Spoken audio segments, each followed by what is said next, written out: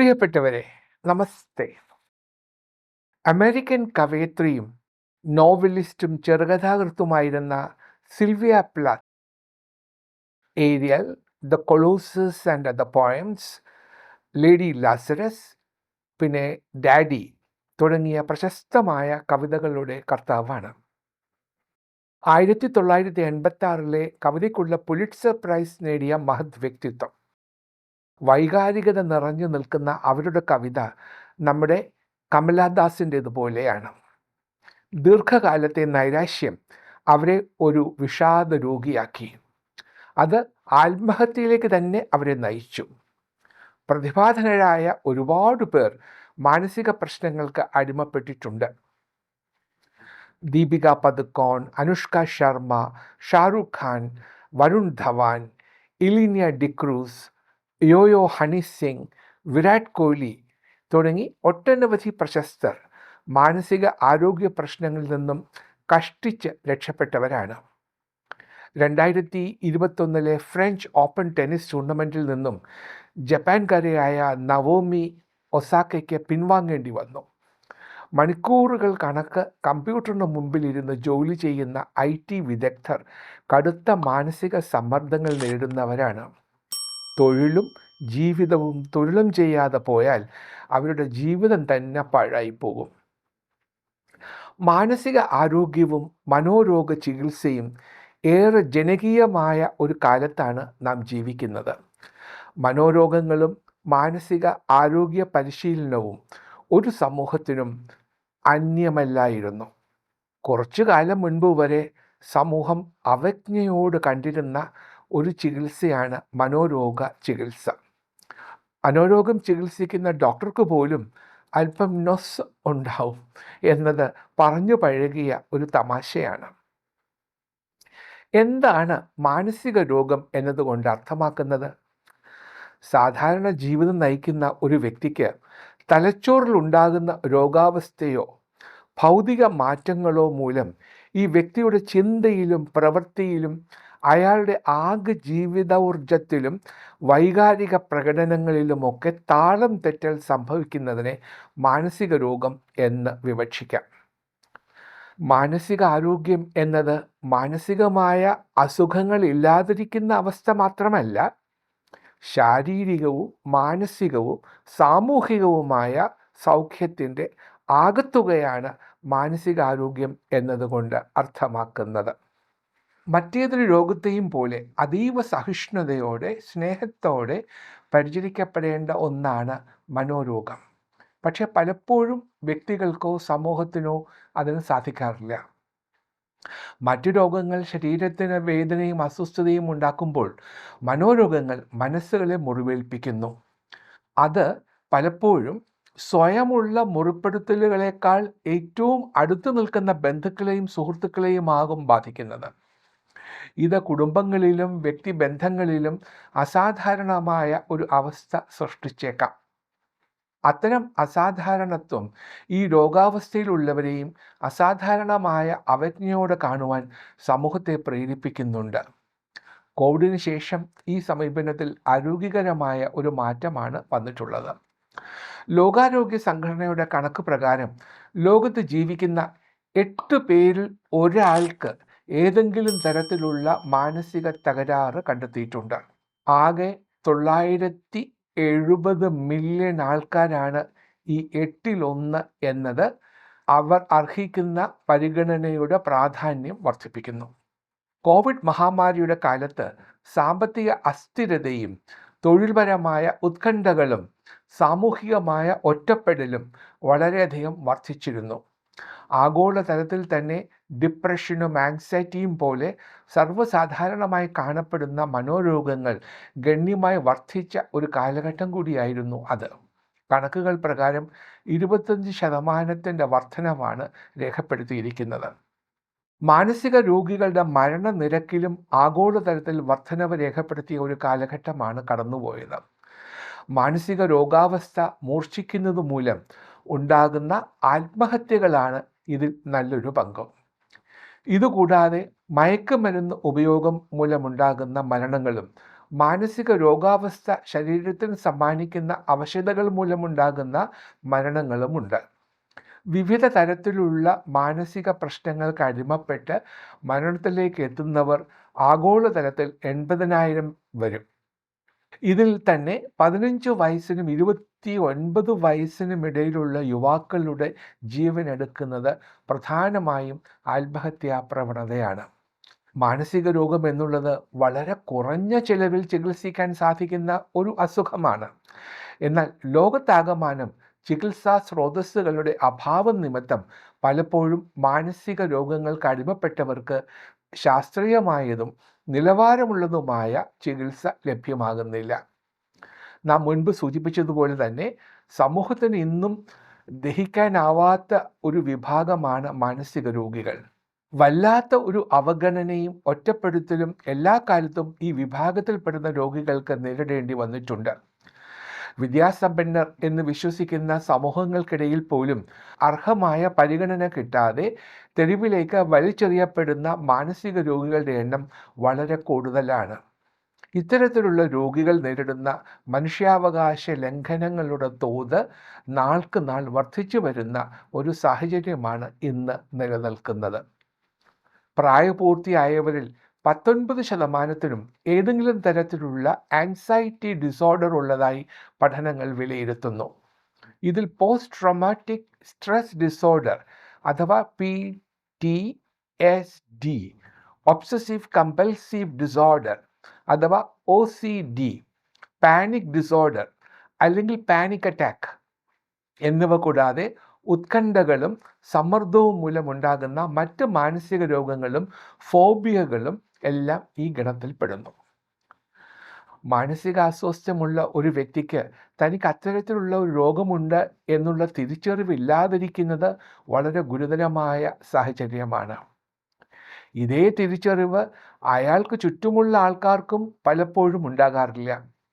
ഈ തിരിച്ചറിവില്ലായ്മയാണ് ലളിതമായ മനോരോഗാവസ്ഥകളെ സങ്കീർണമായ ഘട്ടങ്ങളിലേക്ക് എത്തിക്കുന്നത്. പ്രാഥമിക വിദ്യാഭ്യാസ കാലഘട്ടത്തിൽ തന്നെ മനോരോഗാവസ്ഥകളെ തിരിച്ചറിയാനുള്ള പരിശീലനം ലഭ്യമാകണം. നമ്മുടെ സമൂഹത്തിൽ പ്രാഥമിക ആരോഗ്യവും പ്രഥമ ശുശ്രൂഷയും ഒക്കെ വളരെ പ്രാധാന്യത്തോടെ കൈകാര്യം ചെയ്യപ്പെടുന്ന വിഷയങ്ങളാണ്. എന്നാൽ ഒരു ലഘു മനോരോഗം ബാധിച്ച മനുഷ്യനെ കൈകാര്യം ചെയ്യേണ്ട വിധം ആരും ആരെയും പഠിപ്പിക്കുന്നില്ല. നാം ഈ മേഖലയെ എത്ര കണ്ട് അവഗണിക്കുന്നു എന്നുള്ളതിൻ്റെ തെളിവാണ് ഇത്. ചുരുക്കത്തിൽ ഇന്ത്യയിൽ മാനസികാരോഗ്യ രംഗം നേരിടുന്ന പ്രധാന പ്രതിബന്ധങ്ങൾ എന്തൊക്കെയാണ് എന്ന് ഞാനൊന്ന് ചൂണ്ടിക്കാണിക്കട്ടെ. 1. Stigma and lack of awareness. മാനസിക ആരോഗ്യത്തെക്കുറിച്ചുള്ള അറിവില്ലായ്മയും സമൂഹം ഏർപ്പെടുത്തുന്ന കളങ്കവും. അതാണ് ഒന്നാമത്തെ പ്രശ്നം. 2. Limited resources. മാനസിക ആരോഗ്യ വിദഗ്ധരുടെ ലഭ്യതക്കുറവും സൗകര്യങ്ങളുടെ അപര്യാപ്തതയും രണ്ടാമത്തെ പ്രശ്നം. 3. Socio economic factors. സാമൂഹ്യ സാമ്പത്തിക ഘടകങ്ങൾ, ദാരിദ്ര്യം, തൊഴിലില്ലായ്മ, സാമൂഹിക അസമത്വങ്ങൾ ഇവ മാനസിക ആരോഗ്യത്തെ ബാധിക്കുന്ന ഘടകങ്ങളാണ്. 4. Cultural barriers. സാംസ്കാരിക പ്രതിബന്ധങ്ങൾ ചിലപ്പോൾ മാനസികാരോഗ്യ പരിപാലനത്തിന് തടസ്സം സൃഷ്ടിക്കുന്നു. ഇത് നേരിടാൻ ഇനി നാം എന്തൊക്കെയാണ് ചെയ്യേണ്ടത്? 1. Increase awareness. ആദ്യം വേണ്ടത് ബോധവൽക്കരണം തന്നെ. മാനസിക രോഗം എന്നത് മറ്റേത് അസുഖത്തെയും പോലെ പരിഗണിക്കേണ്ട ഒന്നാണ് എന്നുള്ള ബോധ്യം സമൂഹത്തിൽ എല്ലാ വിഭാഗം ജനങ്ങൾക്കിടയിലും ഉണ്ടാക്കേണ്ടതായിട്ടുണ്ട്. എന്നാൽ മാത്രമേ നാം നേരത്തെ സൂചിപ്പിച്ച പോലുള്ള അവഗണനയും മനുഷ്യാവകാശ ലംഘനങ്ങളും തടയാൻ സാധിക്കുകയുള്ളൂ. രോഗാവസ്ഥകളെക്കുറിച്ചും രോഗലക്ഷണങ്ങളെക്കുറിച്ചും ചികിത്സാ സമ്പ്രദായങ്ങളെക്കുറിച്ചും ചികിത്സാ കേന്ദ്രങ്ങളെക്കുറിച്ചുമുള്ള അറിവ് സമൂഹത്തിലെ എല്ലാ വിഭാഗങ്ങൾക്കും ലഭിച്ചാൽ മാനസിക രോഗം ബാധിച്ച വ്യക്തികളോടുള്ള സമീപനത്തിലും അവർക്ക് നൽകുന്ന പരിഗണനയിലും പ്രകടമായ മാറ്റം സൃഷ്ടിക്കാൻ നമുക്ക് തീർച്ചയായിട്ടും സാധിക്കും. 2. Expand mental health services. മാനസികാരോഗ്യ വിദഗ്ധരുടെ എണ്ണം കൂട്ടുക, സൗകര്യങ്ങൾ വർദ്ധിപ്പിക്കുക. വ്യക്തിയെ സൂക്ഷ്മമായി നിരീക്ഷിക്കുന്ന തരത്തിലുള്ള പരിശോധനാ രീതികളിലൂടെയും പെരുമാറ്റ വൈകല്യങ്ങൾ തിരിച്ചറിയുന്നതിലൂടെയും മാനസികാസ്വാസ്ഥ്യമുള്ള രോഗിയെ കണ്ടെത്തുവാനും വളരെ നേരത്തെ തന്നെ ആവശ്യമായ ചികിത്സ നൽകുവാനും കഴിയണം. 3. Integrate mental health into primary care. നമ്മുടെ പ്രൈമറി ഹെൽത്ത് സെൻ്ററുകളിൽ മാനസികാരോഗ്യ പരിപാലനത്തിനുള്ള സൗകര്യങ്ങൾ ഒരുക്കണം. 4. Promote mental health education. മാനസികാരോഗ്യ വിദ്യാഭ്യാസം സ്കൂൾ കരിക്കുലത്തിൽ തന്നെ ഉൾപ്പെടുത്തണം. 5. Support community programmes.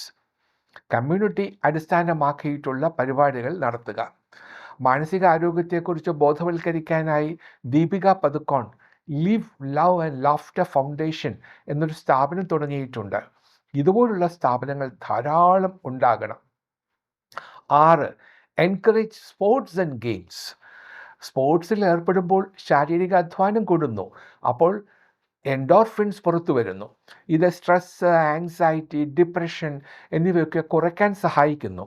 ആത്മവിശ്വാസം വർദ്ധിപ്പിക്കുക, പ്രശ്നപരിഹാരത്തിന് മാർഗങ്ങൾ കണ്ടെത്തുക, നിരന്തരമായി അധ്വാനിക്കുക, റെസിലിയൻസ് തുടങ്ങിയ ഗുണങ്ങൾ മാനസികാരോഗ്യത്തെ മെച്ചപ്പെടുത്തും. 7. Leverage technology. ടെലിമെഡിസിനും ഡിജിറ്റൽ പ്ലാറ്റ്ഫോമുകളും മാനസികാരോഗ്യ പരിപാടികൾക്ക് ഉപയോഗിക്കുക. ഇതൊക്കെയാണ് നമ്മൾ ചെയ്യേണ്ട കാര്യങ്ങൾ. ഈ രംഗത്ത് നമ്മളൊന്നും ചെയ്തിട്ടില്ല എന്ന് ഞാൻ ഒരിക്കലും പറയില്ല. ഈ രംഗത്ത് നടപ്പിലാക്കിയ ശ്രദ്ധേയമായ ചില പരിപാടികളുണ്ട്. അത് സൂചിപ്പിച്ചേ മതിയാവൂ. ഭാവി സമൂഹത്തിൻ്റെ മാനസികാരോഗ്യത്തിനെ മുന്നിൽ കണ്ട് തയ്യാറാക്കിയ ഒരു പദ്ധതി 1949 മെൻ്റൽ ഹെൽത്ത് അമേരിക്കയുടെ നേതൃത്വത്തിൽ നടപ്പിലാക്കിയിരുന്നു. ഇത് എല്ലാ വർഷവും മെയ് മാസത്തിൽ നടപ്പിലാക്കുന്നതാണ്. ഈ പദ്ധതി ലക്ഷ്യം വയ്ക്കുന്നത് മാനസിക രോഗികളോടുള്ള അവഗണന ഒഴിവാക്കി അവരുടെ പ്രശ്നങ്ങൾക്ക് ശാശ്വത പരിഹാരം കണ്ടെത്തുന്ന പദ്ധതികൾക്ക് പ്രാധാന്യം നൽകിക്കൊണ്ട് സമൂഹത്തിൻ്റെ തന്നെ ചിന്താധാരയിൽ മാറ്റം വരുത്തുക എന്നുള്ളതാണ്. 1 മാസം നീണ്ടു നിൽക്കുന്ന പദ്ധതികളാണ് ഇത്തരത്തിൽ മെൻ്റൽ ഹെൽത്ത് അമേരിക്ക വിഭാവനം ചെയ്തത്. ജീവിതത്തെക്കുറിച്ചുള്ള ഉത്കണ്ഠയും ലഹരി വസ്തുക്കളുടെ ഉപയോഗവും മദ്യപാനവും ജീവശാസ്ത്രപരമായ കാരണങ്ങളും ബൈപോളാർ എഫക്റ്റീവ് ഡിസോർഡർ പോലുള്ള മാനസിക രോഗങ്ങളുമാണ് ലോകത്തിലെവിടെയും മാനസിക രോഗികളെ സൃഷ്ടിക്കുന്ന പ്രധാന കാരണങ്ങൾ. ഈ ലക്ഷ്യങ്ങൾ മുന്നിൽ കണ്ടുകൊണ്ടാണ് മെൻ്റൽ ഹെൽത്ത് ഡേ 2024 അതിൻ്റെ സന്ദേശം പുറത്തിറക്കിയിരിക്കുന്നത്. It's time to prioritise mental health in work place എന്നതാണ് ഈ വർഷത്തെ വേൾഡ് മെൻ്റൽ ഹെൽത്ത് ഡേയുടെ സന്ദേശം. It's time to prioritise mental health in work place. തൊഴിലിടങ്ങളിൽ മാനസികാരോഗ്യത്തിനുള്ള പ്രാധാന്യം വർദ്ധിപ്പിക്കാനുള്ള സമയമായിരിക്കുന്നു എന്ന് നമ്മെ ഓർമ്മിപ്പിക്കുന്ന ഈ സന്ദേശം സമൂഹത്തിൻ്റെ നാനാ തുറകളിലുള്ള മനോരോഗികൾക്ക് ആശ്വാസം പകരുന്ന ഒന്നാണ്. ഇന്നല്ലെങ്കിൽ നാളെ അവരോട് കാണിക്കുന്ന അവമതിപ്പും അകറ്റി നിർത്തലും സമൂഹത്തിൽ നിന്ന് എന്നേക്കുമായി അപ്രത്യക്ഷമാകും എന്ന പ്രതീക്ഷയാണ് ഈ സന്ദേശം വഴി പ്രചരിപ്പിക്കപ്പെടുന്നത്. തൊഴിലിടങ്ങളിൽ മാനസിക സൗഖ്യം കൈവരുത്തുന്നതിന് അന്താരാഷ്ട്ര തലത്തിൽ ഏർപ്പെടുത്തിയിട്ടുള്ള ഈ നടപടി ചെറുകിട വൻകിട വ്യവസായങ്ങളുടെ നടത്തിപ്പുകാർക്ക് നൽകുന്ന സന്ദേശം വളരെ വലുതാണ്. ഈ ആശയം മുന്നോട്ട് വയ്ക്കുന്നതിലൂടെ തൊഴിലിടങ്ങളിൽ മാനസിക ആരോഗ്യത്തിന് ശാരീരിക ആരോഗ്യത്തിനും തൊഴിൽ സുരക്ഷയ്ക്കും തുല്യമായ പ്രാധാന്യം കൈവരുന്നു. മാനസിക സമ്മർദ്ദ ലഘൂകരണ പദ്ധതികളും സാമൂഹികമായ ഉൾച്ചേർക്കലുകളും അടക്കം വെല്ലുവിളികൾ നേരിടുന്ന ജീവനക്കാർക്ക് സുസ്ഥിരമായ തൊഴിൽ പരിസരം സൃഷ്ടിക്കാൻ വേണ്ട എല്ലാം തന്നെ നടപ്പിലാക്കിയിരിക്കണം. COVID-19 കാലഘട്ടത്തിൽ തൊഴിലിടങ്ങളിലെ മാനസിക ആരോഗ്യത്തിൻ്റെ പ്രാധാന്യം ലോക സമൂഹം തിരിച്ചറിഞ്ഞതാണ്. അതുകൊണ്ടാണ് ഇത്തരമൊരു ആശയം രൂപപ്പെടാൻ തന്നെ കാരണം. ജീവനക്കാരുടെ വ്യക്തിപരമായ സമാധാനത്തിനും കുടുംബജീവിതത്തിനും മാത്രമല്ല, മികച്ച തൊഴിൽ സംസ്കാരം വാർത്തെടുക്കാനും കൂടുതൽ ഉൽപാദനക്ഷമതയുള്ള വ്യവസായങ്ങൾ സൃഷ്ടിക്കാനും ഈ ഇടപെടൽ മൂലം സാധിക്കും. ലോകാരോഗ്യ സംഘടന മാനസികാരോഗ്യ മേഖലയിൽ 2013-2030 കാലഘട്ടത്തിലേക്ക് നടപ്പിലാക്കിയിട്ടുള്ള comprehensive mental health action plan മറ്റൊരു സക്രിയമായ ഇടപെടലാണ്. ഇത്തരം സന്ദേശങ്ങൾ, ദിനാചരണങ്ങൾ എന്നിവയിലൂടെ മാനസിക ആരോഗ്യത്തിൻ്റെ പ്രാധാന്യം പ്രചരിപ്പിക്കാൻ അന്താരാഷ്ട്ര സംഘടനകൾ നടത്തുന്ന ശ്രമങ്ങൾക്കൊപ്പം നമ്മുടെ ഭാരത സർക്കാരും ചില പദ്ധതികൾ നടപ്പിലാക്കി വരുന്നുണ്ട്. നാഷണൽ മെൻ്റൽ ഹെൽത്ത് പ്രോഗ്രാം 1982 നടപ്പിലാക്കിയത്. NMHP എന്ന പേരിൽ അറിയപ്പെടുന്ന ഈ പദ്ധതി ലക്ഷ്യം വയ്ക്കുന്നത് പ്രാഥമിക ആരോഗ്യ സംരക്ഷണ മേഖലയുമായി മാനസിക ആരോഗ്യ സംരക്ഷണ പദ്ധതികളെ നേരിട്ട് ബന്ധപ്പെടുത്തുക എന്നുള്ളതാണ്. സമൂഹത്തിൻ്റെ അടിത്തട്ടിലേക്ക് മാനസികാരോഗ്യ സംരക്ഷണ പദ്ധതികൾ എത്തിച്ചേരുന്നതിലൂടെ കൂടുതൽ കാര്യക്ഷമമായി രോഗചികിത്സ നടപ്പിലാക്കാൻ സാധിക്കും. ഇതിലൂടെ കൃത്യസമയത്തുള്ള രോഗനിർണയവും ചികിത്സയും പുനരധിവാസവും ഉറപ്പുവരുത്താനും കഴിയും. 2017 നടപ്പിൽ വന്ന മെൻ്റൽ ഹെൽത്ത് കെയർ ആക്ട് പ്രകാരം ഏതൊരു പൗരനും മാനസിക ആരോഗ്യ സംരക്ഷണ പദ്ധതികളുടെ ഭാഗമാകാൻ അവകാശമുണ്ട്. മാനസിക രോഗം ബാധിച്ച ഒരു വ്യക്തിയെ അവമതിപ്പോടെ കാണുന്നതോ മനുഷ്യത്വരഹിതമായി പെരുമാറുന്നതോ കൃത്യസമയത്ത് ചികിത്സ നൽകാതിരിക്കുന്നതോ ഈ നിയമപ്രകാരം കുറ്റകരമാണ്.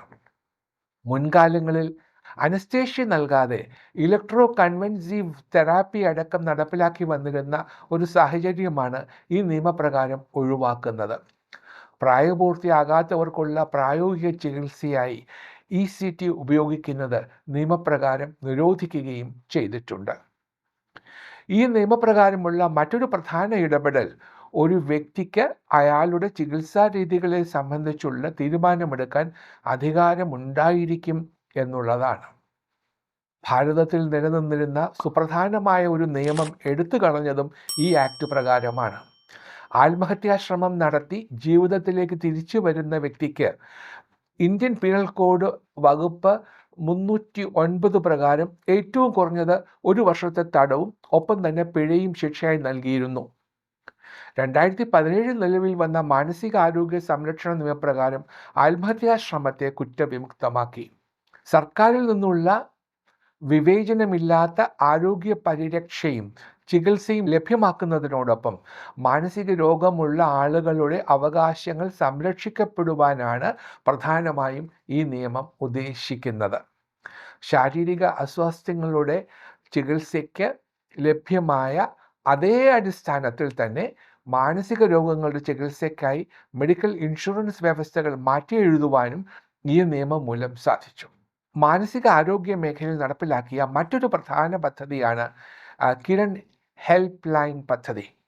1800-599-0019 എന്ന നമ്പറിൽ ബന്ധപ്പെട്ടാൽ മാനസിക അസ്വാസ്ഥ്യം ബാധിച്ചിട്ടുള്ള ആൾക്കാർക്ക് കൃത്യമായ നിർദ്ദേശങ്ങൾ ലഭിക്കുന്ന തരത്തിലാണ് ഈ ഹെൽപ്പ് ലൈൻ തയ്യാറാക്കി ചെയ്തിട്ടുള്ളത്.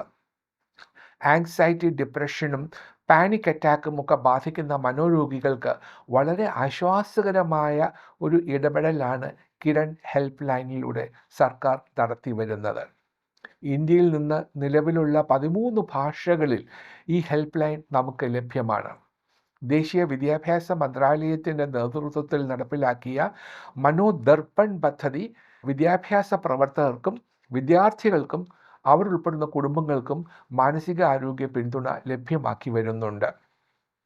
ഇന്ത്യൻ ആരോഗ്യ മേഖലയിൽ നടപ്പിലാക്കിയ വിപ്ലവകരമായ ഇൻഷുറൻസ് പദ്ധതിയായ ആയുഷ്മാൻ ഭാരതിൻ്റെയും മനോരോഗങ്ങൾ ബാധിച്ച രോഗികൾക്ക് മികച്ച പിന്തുണ ഉറപ്പാക്കി വരുന്നു.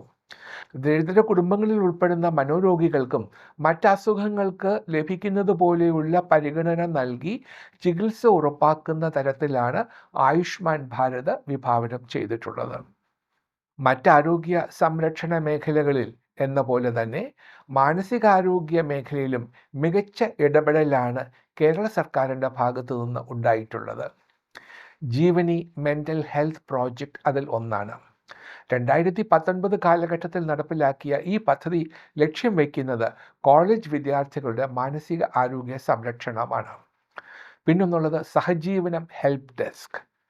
ശാരീരിക വൈകല്യം ബാധിച്ച വ്യക്തികൾക്ക് അവരുടെ വീട്ടുപടിക്കൽ വൈദ്യസഹായം എത്തിച്ചു നൽകുന്ന സഹജീവനം എന്ന പരിപാടി ആവിഷ്കരിച്ച് നടപ്പിലാക്കിയത് നമ്മുടെ സംസ്ഥാന സർക്കാരാണ്.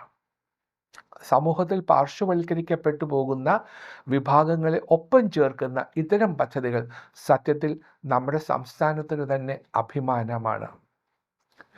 മാനസികാവസ്ഥ നേരിടുന്ന വനിതകളെ ലക്ഷ്യം വെച്ച് തയ്യാറാക്കിയിട്ടുള്ള പദ്ധതിയാണ് കാതോർത്ത് എന്നുള്ളത്. ഈ പദ്ധതിയിലൂടെ മാനസികാസ്വാസ്ഥ്യം ബാധിച്ച വനിതകൾക്ക് കൗൺസിലിങ്ങും നിയമസഹായവും ഒപ്പം തന്നെ പോലീസിൻ്റെ പിന്തുണയും ഉറപ്പുവരുത്തുന്നു. മാനസിക അസ്വസ്ഥത ബാധിച്ച ആൾക്കാർക്ക് വേണ്ടി കെയർ ഹോമുകളും താമസ സൗകര്യവും ഒരുക്കുന്നതിനായി തദ്ദേശ സ്വയംഭരണ സ്ഥാപനങ്ങൾക്കും NGOകൾക്കും ഗ്രാൻറ്റുകൾ നൽകുന്നതിന് വേണ്ടി തയ്യാറാക്കിയിട്ടുള്ള psycho social programme for destitute mentally ill persons എന്നുള്ളത് മറ്റൊരു മികച്ച പദ്ധതിയാണ്. സ്വഭാവ വൈകല്യവും പഠന വൈകല്യവും ബാധിച്ചിട്ടുള്ള വിദ്യാർത്ഥികളെ പഠന വഴിയിലേക്കും സാധാരണ ജീവിതത്തിലേക്കും തിരികെ കൊണ്ടുവരാൻ വേണ്ടി വിഭാവനം ചെയ്തിട്ടുള്ള മറ്റൊരു പദ്ധതിയാണ് ഉണർവ്. സംസ്ഥാന തലത്തിൽ വിദഗ്ധ പരിശീലനം നേടിയ അധ്യാപകരും കൗൺസിലർമാരുമാണ് ഇതിനായി വിദ്യാർത്ഥികളുമായി ഇടപഴകുന്നത്. മാനസികാസ്വാസ്ഥ്യം ബാധിച്ചിട്ടുള്ളവരുടെ പുനരധിവാസത്തിന് വേണ്ടി അധിക തുക കണ്ടെത്തുവാനും അത് അർഹമായവരിലേക്ക് എത്തിക്കുവാനും വേണ്ടി രൂപീകരിച്ചിട്ടുള്ള പ്രതീക്ഷ എന്ന പദ്ധതിയും ഈ മേഖലയിൽ സംസ്ഥാന സർക്കാരിൻ്റെ ഭാഗത്തു നിന്നും ഉണ്ടായിട്ടുണ്ട്. ഇതിനോടൊപ്പം തന്നെ എടുത്തു പറയേണ്ട മറ്റൊരു മാധ്യമം സിനിമയാണ്. ഒരുപക്ഷെ ഭാരതത്തിലെ മറ്റു സമൂഹങ്ങളിൽ നിന്ന് വ്യത്യസ്തമായി മനോരോഗങ്ങളെ വളരെ ക്രിയാത്മകമായി സമീപിക്കാൻ മലയാളിയെ പഠിപ്പിച്ചതിൽ മലയാള സിനിമയ്ക്ക് നല്ലൊരു പങ്കുണ്ട്. ഭ്രാന്തൻ വേലായുധൻ എന്ന കഥാപാത്രത്തെ അനശ്വരമാക്കിയ പ്രേം നസീറിൻ്റെ പ്രകടനം മുതൽ മമ്മൂട്ടി നായകനായി എത്തിയ റോഷാക്ക് വരെ ഒട്ടനവധി സിനിമകളാണ് മനോവിഭ്രാന്തിയെ അടിസ്ഥാനപ്പെടുത്തി മലയാളത്തിൽ പുറത്തിറക്കിയിട്ടുള്ളത്. മലയാള സിനിമയിലെ എക്കാലത്തെയും മികച്ച ചിത്രങ്ങളിൽ ഒന്നായ മണിച്ചിത്രത്താഴ് അസാധാരണമായ ഒരു സൃഷ്ടിയാണ്. സമൂഹം അന്ന് വരെ വിശ്വസിച്ചിരുന്ന ഭൂതപ്രേതങ്ങളുടെ കഥകൾക്കിടയിലേക്ക് ശാസ്ത്ര സത്യങ്ങളെ കൊണ്ടുവരുന്നതിൽ ആ ചിത്രം വഹിച്ച പങ്ക് ചെറുതല്ല. മമ്മൂട്ടി നായകനായ തനിയാവർത്തനം എന്ന ചിത്രം ഏതൊരു മനുഷ്യനും മാനസിക വിഭ്രാന്തിയുടെ ചുഴിയിലേക്ക് അകപ്പെടുന്നത് വളരെ വേഗത്തിലായിരിക്കും എന്ന് നമുക്ക് കാണിച്ചു തന്നിട്ടുണ്ട്. മോഹൻലാലിൻ്റെ അസാധാരണ അഭിനയ പാടവം വെളിപ്പെട്ട തന്മാത്ര എന്ന ചിത്രം ഏത് മലയാളിക്കാണ് മറക്കാൻ സാധിക്കുന്നത്? ചില പ്രത്യേക രോഗങ്ങളെക്കുറിച്ച് സമൂഹത്തിനുണ്ടായിരുന്ന തെറ്റിദ്ധാരണകളെല്ലാം പാടെ മായ്ക്കാൻ വരെ ഇത്തരം സൃഷ്ടികൾ സഹായിച്ചിട്ടുണ്ട്. അത്തരം രോഗികളെ സഹാനുഭൂതിയോടെ പരിചരിക്കാൻ സമൂഹത്തിന് മനസ്സ് വരുന്ന വിധത്തിലാണ് ഈ സൃഷ്ടികൾ പലതും ഒരുക്കിയിട്ടുള്ളതും. ഒബ്സസീവ് കമ്പൽസീവ് ഡിസോർഡർ അഥവാ OCD ആധാരമാക്കി പുറത്തിറങ്ങിയിട്ടുള്ള ഫഹദ് ഫാസിൽ നായകനായ നോർത്ത് 24 കാതം എന്ന ചിത്രം ഒരു പക്ഷേ പൊതുസമൂഹത്തിന് അന്യമായിരുന്ന ഒരു രോഗാവസ്ഥയെ വളരെ ക്രിയാത്മകമായി പരിചയപ്പെടുത്തിയ ഒന്നാണ്. ഇത്തരം മനോഹര സൃഷ്ടികളാണ് ഈ മേഖലയെ അടിസ്ഥാനപ്പെടുത്തി മലയാള സിനിമയിലും മറ്റുമായി പുറത്തിറങ്ങിയിട്ടുള്ളത്. മലയാളത്തിൽ പുറത്തിറങ്ങിയിട്ടുള്ള കഥകളും കവിതകളും മനോരോഗികളെ ചേർത്ത് പിടിക്കേണ്ടതിൻ്റെ ആവശ്യകത സമൂഹത്തിന് ബോധ്യപ്പെടുത്തി നൽകിയിട്ടുമുണ്ട്. ലോകത്ത് ഏറ്റവും കൂടുതൽ ഐക്യമുള്ളവരിൽ ഒന്നാം സ്ഥാനത്ത് നാം പ്രതിഷ്ഠിക്കുന്ന ആൽബർട്ട് ഐൻസ്റ്റീനെ കുറിച്ച് പ്രശസ്തമായ ഒരു കഥയുണ്ട്. അദ്ദേഹം തൻ്റെ വീട്ടിൽ ഒരു പട്ടിക്കൂട് നിർമ്മിക്കുകയും അതിന് 2 വാതിലുകൾ ഉണ്ടാക്കുകയും ചെയ്തു. ഒരു വാതിൽ ചെറുത്, മറ്റൊന്ന് വലുത്. അതെന്തിനാണ് എന്ന് ചോദിച്ച ആൾക്കാരോട് ഐൻസ്റ്റീൻ പറഞ്ഞ മറുപടി ഇതാണ്: ചെറിയ വാതിൽ ചെറിയ പട്ടിക്ക് പുറത്തേക്ക് ഇറങ്ങാനും വലിയ വാതിൽ വലിയ പട്ടിക്ക് പുറത്തേക്ക് ഇറങ്ങാനുമാണ്.